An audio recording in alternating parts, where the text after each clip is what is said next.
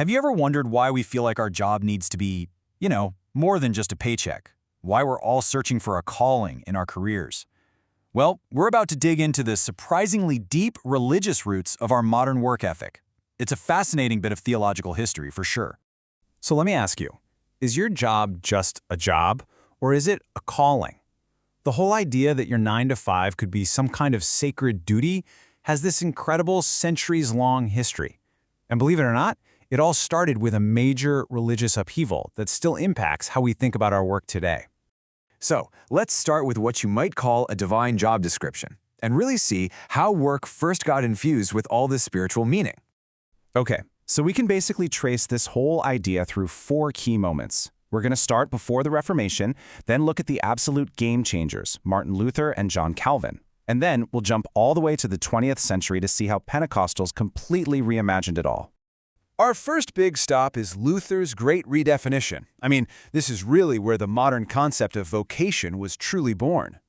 The core concept here is vocation. See, before Martin Luther, it was pretty simple. Priests and nuns did sacred work. Everything else, that was just labor. But Luther came along and just tore down that wall. He argued that any job, whether you're a farmer, a blacksmith, a homemaker, is a divine calling from God. It's your way to serve your neighbor. And this was a massive, massive shift. As one source puts it, for Luther, work was a vocation, integrating it into Christian life. All of a sudden, your daily grind wasn't separate from your spiritual life anymore. It was a central part of it.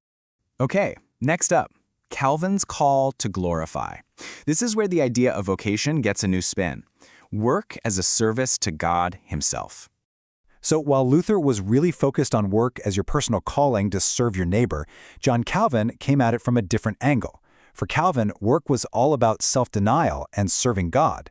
The main goal was to glorify Him in everything you do. It's a subtle change, but a really powerful shift in focus, from being neighbor-centric to God-centric. And this idea just kept evolving. The Puritans, for example, took it even further. They really stressed that choosing the right job was a critical part of your faith. Sound familiar? Right?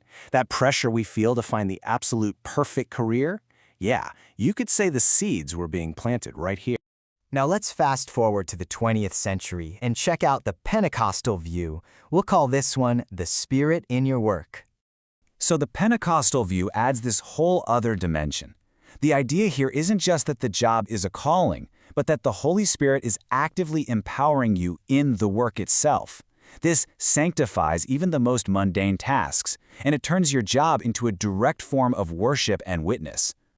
The implication of this is pretty radical when you think about it.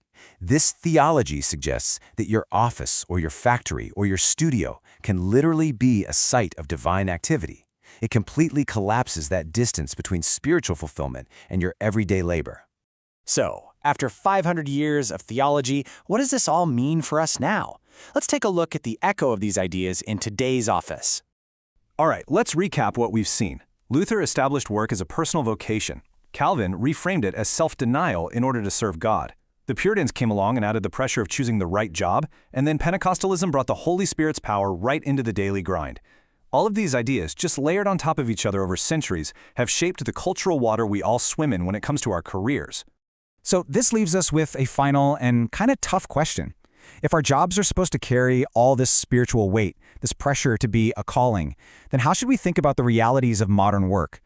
Stuff like burnout, layoffs, or just plain failure. What happens when a divine job description meets a pink slip? It's definitely something to think about. Thanks so much for joining me for this one.